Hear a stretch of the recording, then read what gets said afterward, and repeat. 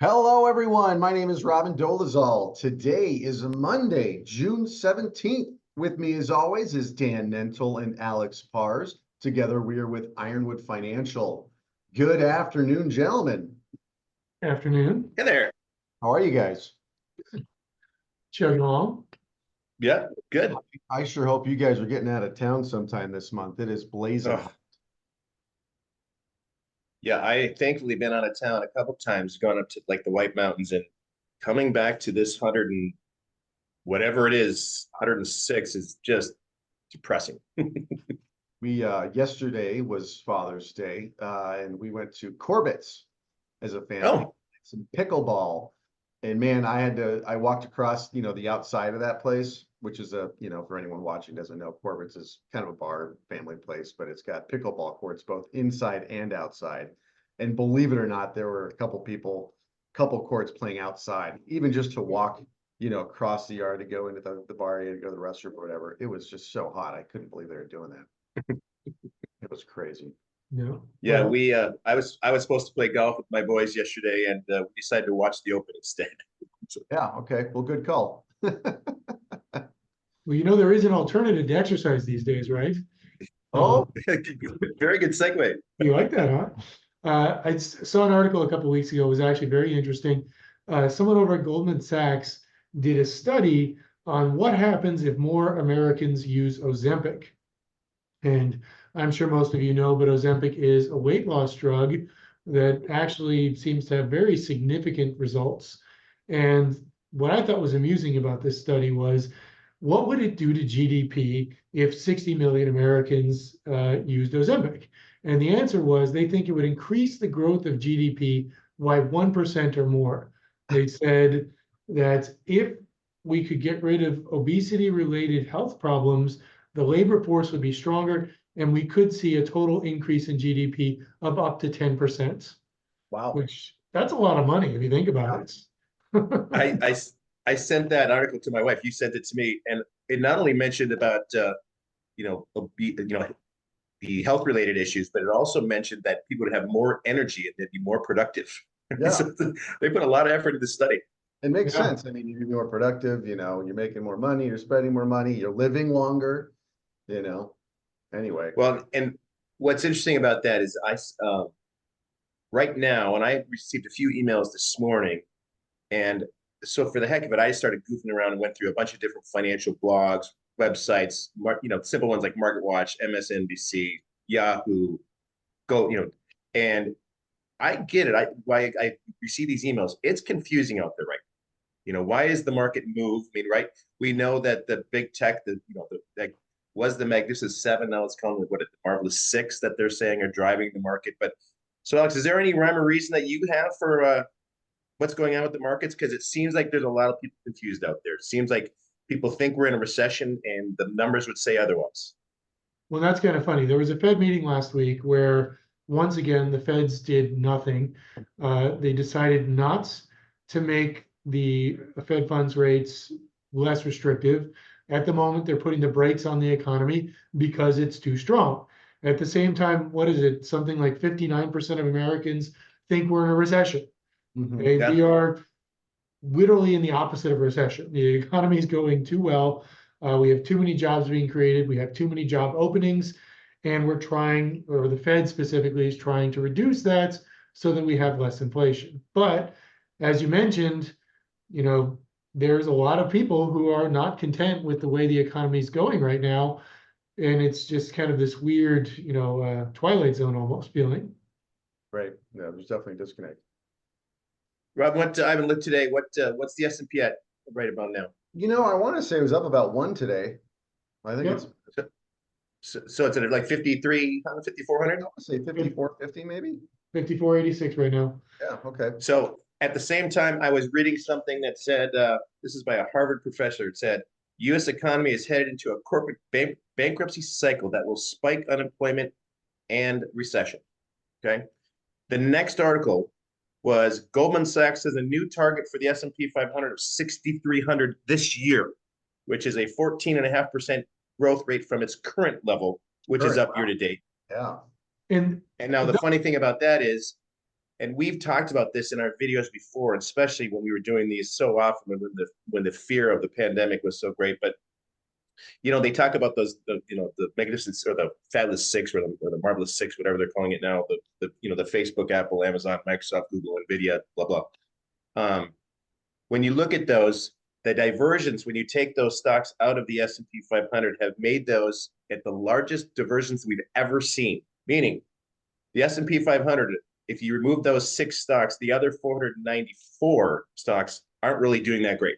And there's room for optimism for those. But those six are driving it. So we've been saying for years, we're waiting for the Fed. It's all about when is the Fed going to give us some kind of, unlock the brakes and make interest rates go down so borrowing money is not so expensive. But reality at this point in time, it's all about the big tech. And that's what's driving the market more so than the Fed. Well, Yeah, I think the seventh one is GameStop, right? let's not go there. No. That 6,300 prediction, though, that could be very realistic. If you remember what happened last year, which was we were waiting for the Fed all year. We had a good first quarter. We had a lousy second and third. We had a great fourth quarter. So far, what's happened this year? We had a good first quarter. We've had a blah second quarter, third quarter. Who knows? If the Fed says what we want them to say at the end of this year, we could have a great fourth quarter once again. Yeah. And so that's probably, I mean, if I were to bet on how this year is going to turn out, that would be my number one prediction. That doesn't mean I'm right, but that would be the most likely what I see happening is we finally get some Fed motion towards the end of this year, beginning of next year. And at that point, I would expect the market to rally and more broad-based, not just the six tech stocks, but everyone else who's waiting for the cost of borrowing to go down. Right. So at the beginning of the year, it was thought that the Fed was going to raise rates a few times this year. Obviously, that's kind of waned. The thought now is that they'll maybe do it once, and if they do it once, we're expecting the last quarter. Right, but yeah, it's something that's when you say it that way, like, oh, we went from 3 rate cuts to 1 rate cut. We didn't. We just changed the timing of those. Yeah. So it went from, oh my gosh, remember we were hoping for rate cuts in March or something, right?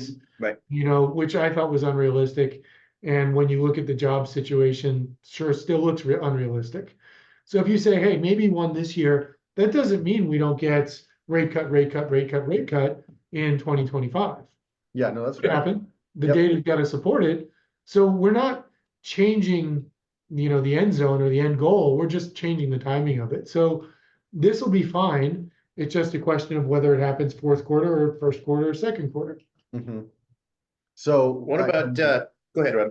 I was just going to say tell us again, because I know you watched the Fed those meetings pretty closely. The difference from this meeting to last meeting was pretty comical, and I can't remember what they were. So I'll ask the only change in the statement was the word modest replaced a different word. So they said we've made modest gains against inflation as opposed to some gains. I mean, that's literally everything has changed. It was a very uninteresting Fed meeting, and not unexpected though. Again, we don't expect anything to change until the fall, hopefully. Right. But if you look at the yield curve, it sure still feels like the world thinks that interest rates are going to start to go down. I mean, the difference between a 1-year treasury and a 3-month treasury is pretty significant.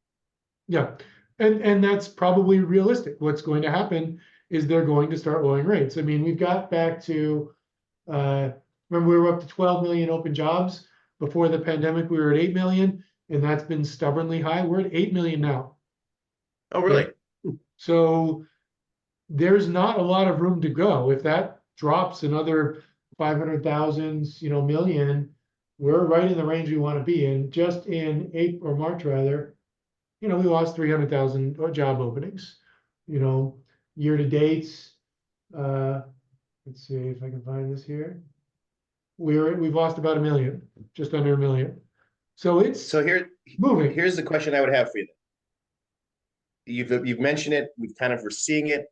This year's kind of mirroring last year. We do have an election that's, normally that summer volume goes down quite a bit. I haven't looked today, but we've been averaging about a third of normal volume in the S&P 500. Last year we had kind of a bummer August, September, October, and then just a heroic November, December. Does the election change that at all? And then a follow-up to that for either one of you is, is there a rebalance in mind if we continue a little bit of an uptick that you're looking at? Yes, there's a rebalance, to answer the second question first, but not yet. I mean, the PE ratios are still really low. As you mentioned earlier, 6 stocks have had a great run. Everyone else is waiting. And we don't want to sell when we're waiting for things to go up and expect things to go up. In terms of what is the election going to do? I mean, I don't remember that saying, but there's, the devil, well, we know both devils at this point. Gotcha. So, That's fair. so I don't think I don't think financially the election has a big impact. I still think it's all about the Fed. It's all about the cost of money. And that's, that's what I think the market's going to react to. I mean, And reality is the reason we talk about the Fed and the reason the big techs kind of driving the market is it's like NVIDIA. What did you say, Alex, just a few minutes ago? What is the percentage of the S&P gains that's just NVIDIA or I close thought to it it? was 70%. I saw an article about that. Is Wow. all I mean, think NVIDIA, about that. One stock is driving that. But if and they it's a do start to stock that lower rates, it wasn't in the top 10 a couple of years ago. Right. no, was it? And now it's, I think it's the biggest stock now out there at 3 trillion or something. Microsoft is still biggest. They just announced that. But the reality is, if they do lower rates at some point next year, that's going to mean the rest of the stocks that haven't had such a big uptick can probably have a nice little day in the sun, what we've been kind of waiting for. So there's not, if I'm hearing you correctly, there's not like there's anything we're nervous about. The election's not providing panic. In order for the election to provide panic, you'd have to have the belief that people in politics that they legitimately want corporate earnings to go down, which they don't, because they seem to sure find out about stocks and do well with them before we find out. And all their donors are rich. Good point. Good point. So I guess the point that I was hoping to get across today, because we haven't been doing as many videos because the market, it really hasn't had anything earth shattering. The Fed meetings, we think we're going to give us some information and we're going to jump online, and it doesn't give us anything of substance. But if I'm hearing correctly, corporate earnings are still in line. There's not anything that we're super panicked about. If we get more of an uptick, we might do some rebalancing, but there's not anything, even though article after article will try to shock us into thinking we're in a recession or we're not in a recession, there's not really anything that's concerning to us.